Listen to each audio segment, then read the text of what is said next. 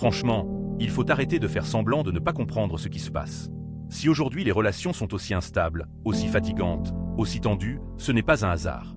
Les réseaux sociaux ont complètement changé la manière dont les gens se parlent, se regardent et s'attachent. Et le pire, c'est que beaucoup ne s'en rendent même plus compte. Tu crois encore que tu vis une relation normale, alors qu'en réalité tu passes ton temps à observer, à deviner, à vérifier. Un message met trop longtemps à arriver, et ça commence déjà à bouillir dans ta tête. La personne est connectée mais ne te répond pas, et tout de suite ton esprit part ailleurs. Tu vois un like, tu vois une story, tu vois un commentaire, et tu fabriques tout un scénario. À ce moment-là, tu n'es plus dans une relation. Tu es dans une tension permanente. C'est ça que les réseaux ont fait aux gens. Ils les ont rendus nerveux. Ils les ont habitués à réagir à tout. Plus personne ne s'est laissé respirer un lien. Plus personne ne sait attendre calmement. Plus personne ne sait supporter un petit flou sans se raconter n'importe quoi. Il faut une réponse vite. Il faut une preuve vite. Il faut être rassuré vite. Et dès que ça n'arrive pas, l'angoisse prend toute la place. Le problème, c'est que tu finis par croire que ce comportement est normal. Comme si aimer quelqu'un voulait dire surveiller ses mouvements sur un écran. Comme si la confiance dépendait d'une heure de connexion. Comme si un abonnement ou une réaction pouvait résumer toute une personne. C'est absurde. On a mis des choses superficielles au centre de quelque chose qui devrait être profond. Avant, pour connaître quelqu'un, il fallait du temps. Il fallait parler, écouter, regarder comment la personne se comportait dans la vraie vie, voir sa cohérence, sentir son caractère. Maintenant, un profil suffit pour que les gens croient avoir compris quelqu'un. 2 photos, 3 phrases, quelques abonnements, et ça y est, ils pensent lire la vérité. Mais ce que tu regardes sur les réseaux, ce n'est pas la vérité. C'est une vitrine. C'est une mise en scène. C'est un morceau choisi. Et malgré ça, beaucoup jugent, s'attachent, doutent ou souffrent à partir de ça. Forcément, avec une base pareille, tout devient fragile. Tu veux construire du solide avec des outils qui fabriquent du doute.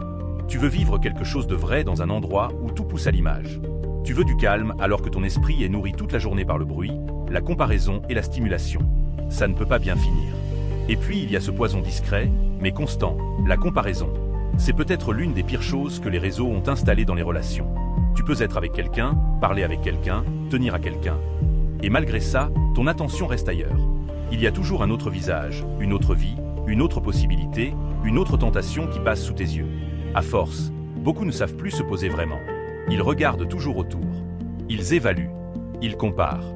Ils se demandent s'il n'y aurait pas mieux. Avec cette mentalité, aimer devient presque impossible.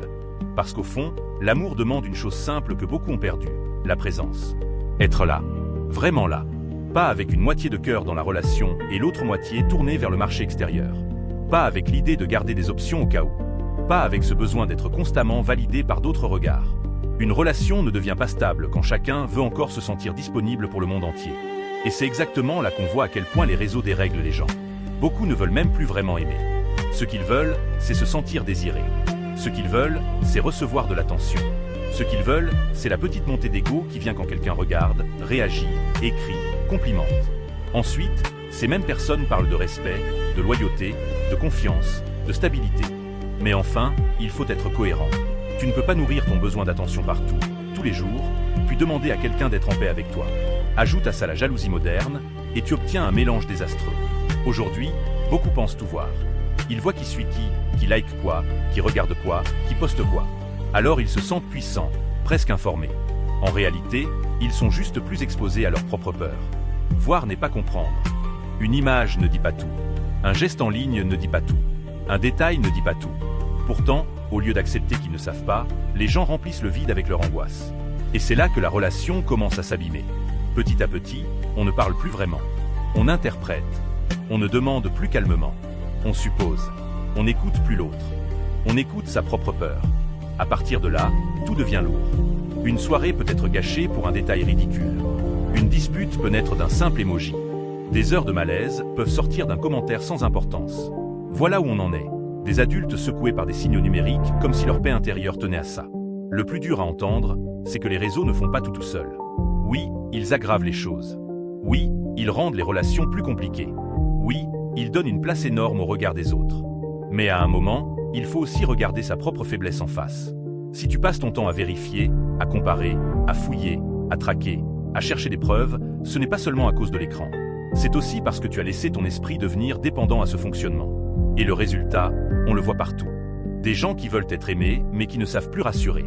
Des gens qui réclament de la loyauté, mais qui entretiennent eux-mêmes le flou. Des gens qui disent chercher quelque chose de vrai alors qu'ils vivent dans le filtré, le suggéré, le regard extérieur. Ensuite, tout le monde se plaint que les relations sont devenues compliquées.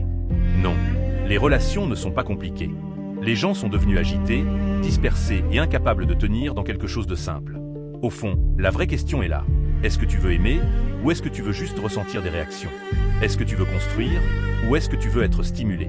Est-ce que tu veux la paix ou est-ce que tu préfères rester accroché au petit chaos quotidien qui flatte ton ego et nourrit tes peurs?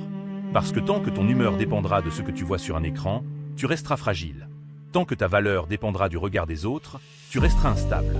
Tant que tu chercheras partout des preuves au lieu de bâtir de la confiance, tu abîmeras forcément ce que tu prétends aimer. Donc oui, il faut le dire franchement, les réseaux sociaux ont déréglé les relations humaines et l'amour. Ils ont rendu les gens plus méfiants, plus impatients, plus comparatifs, plus dépendants à l'attention. Et tant que beaucoup ne reprendront pas le contrôle sur ça, ils continueront à confondre amour avec tension, attachement avec surveillance et présence avec validation. Alors arrête de te mentir. Le problème n'est pas seulement dans l'écran. Le problème, c'est ce que tu deviens quand tu laisses cet écran diriger ton cœur.